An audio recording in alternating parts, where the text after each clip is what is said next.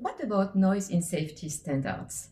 Noise may be considered as a complex physical notion. That is the reason for many negative assessments from HAS consultant on Type C standard on safety of machinery. However, the technical committee at the European level about noise has developed several basic standards that needed to be known by technical committees writing specific standards for specific machineries. Therefore, the Coordination Group on Safety of Machinery has decided on a proposal from UNM to elaborate a guide to synthesize all those informations in one single document easy to use by technical committees.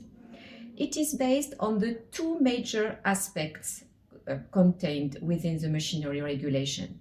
The one about noise reduction and the second one about noise declaration. And for both of them, the document provides the requirements to be included in your standard.